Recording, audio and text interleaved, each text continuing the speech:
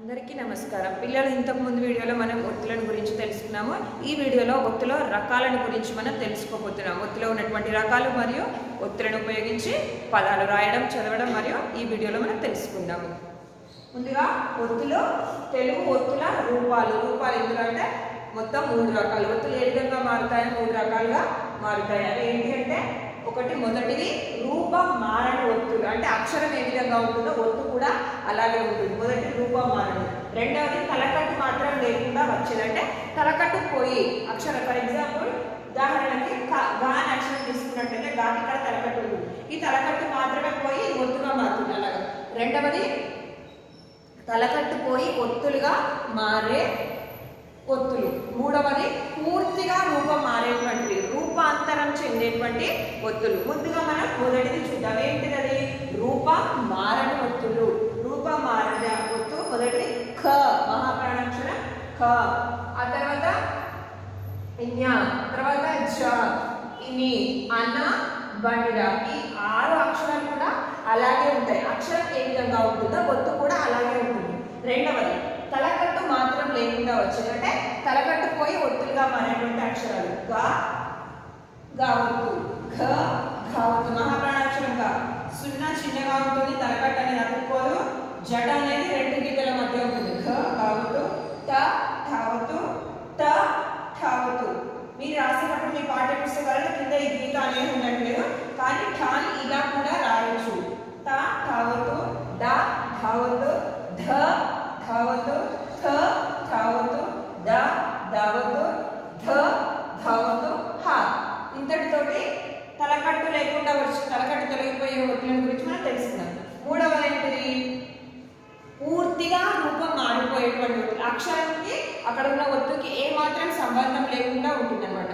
పూర్తిగా రూపం అనేది మారిపోతుంది, అనగా రూపాంతరం చెందేటువంటి ఒత్తులు. ఖ, ఖావతు, చ, చవతు, చ, చవతు, థ, థవతు, న, నావతు, భ, భవతు, ధ, భవతు, మ, మావతు, య, యావతు, ర, రవతు, ల, లావతు, వ, వావతు, ష, షవతు, ష, షవతు, స, సావతు, అల, అలవతు. ఇంతటితో మనం ఒత్తులో ఉన్నటువంటి రకాల గురించి తెలుసుకున్నాం. ఇప్పుడు ఈ ఒత్తులను ఉపయోగించి పదాలు, ఒక్కొక్క ఒత్తును ఉపయోగించి 2 పదాలు చూద్దాం. ముందుగా మొదటి అక్షరం ఏంటి? కావతు. కావతు ఒత్తు ఎలా రాయాలి? పై నుంచి ఇలా తీసి ఇలా మెల్లకి ఇలా తీస్తే కావతు వస్తుంది. ఈ కాకి ఒత్తిస్తే ఎలా పలకాలి? ఖ. కాకి ఒత్తిస్తే ఎలా పలకాలి? ఖ. పదాలు చూద్దాం. ఇదేంటిది? లాకి ఏత్వం ఇస్తే లే, కాకి కావతిస్తే ఖ. లెక్క, చెక్క. రెండవ అక్షరం మహాప్రాణాక్షరం ఖ. ఖకి కావతిస్తే ఖ. మూర్ఖుడు, జార్ఖండ్. ఘ, ఘావతు, ఘావతు పదాలు. మొగ్గ, సిగ్గు. ఘ, ఘావతు, దీర్ఘము, అర్ఘ్యము. చ, చవతు, పచ్చ, అర్చన. చ, చవతు, బుచ్చము, తుచ్చము. జ, చవతు, గజ్జెలు, మజ్జిగ. చ, చవతు, నిర్జలము.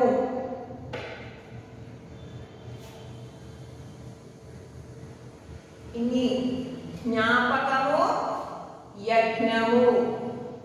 ఠ, ఠావతు, ఇష్టము, అష్టమి. ఠ, ఠావతు, నిష్ఠ, గరిష్టము. డ, ధావతు, గడ్డి, లడ్డు. ధ, ధావతు, షడ్ఢకుడు. అణ, అనావతు, చూర్ణము, సువర్ణము. త, తావతు, భక్తి, ముక్తి. భక్తి అనేది ఇక్కడ భా అనేది మహాప్రాణాక్షరం, జట ఉంది, సో కంఠం లోపల నుంచి పలకాలి. భక్తి, ముక్తి. థ, తావతు, స్థానము, ఆస్థానము. ద ధావతు ముద్ద శక్తి ద ధావతు బుద్ధి పద్ధతి నా నావతు అన్న జొన్న ప పావతు కప్ప పప్పు ఫ పావతు నిష్ఫలము విస్ఫోటనము బ భావతు మబ్బు డబ్బు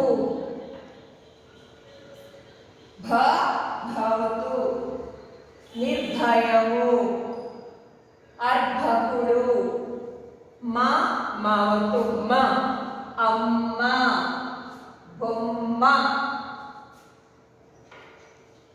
యా యావతు కొయ్య నుయ్యి రా రావతు ఇలా ఈ రావతు అనేది ఇలా ఆంగ్ల భాషలో ఉన్నటువంటి యు ఆకారంలో యు అనే అక్షరం లాగా అయినా రాయొచ్చు లేదా ఇలా బ్రాకెట్ లెక్క అయినా రాయొచ్చు రా రావతు కర్ర తొర్ర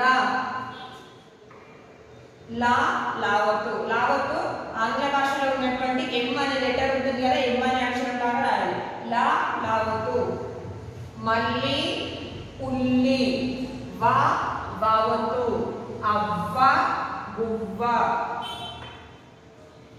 ష షవతు దర్శిని నిదర్శనం సా సావతు లెస్స ధనుస్సు ధ అనే ఇక్కడ మహాప్రాణాక్షరం ఎలా పలకాలి కంఠం లోపల నుంచి ధనుస్సు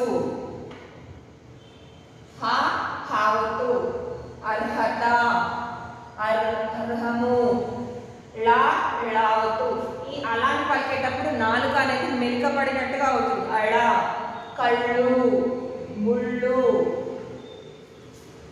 బండిరా బండిరావతు గుర్రము ఈ బండిరా అనే అక్షరాన్ని ప్రస్తుతం మన పాఠ్య పుస్తకంలో మనము ఉపయోగించడం లేదు దీనికి బదులుగా రా అనే అక్షరాన్ని మనము ఉపయోగిస్తున్నాం ఇంతటితోటి మనం ఒత్తు పదాలని పూర్తి చేసుకున్నాము అందరికీ ధన్యవాదములు మరొక వీడియో ద్వారా మళ్ళీ మనము కలుసుకుందాము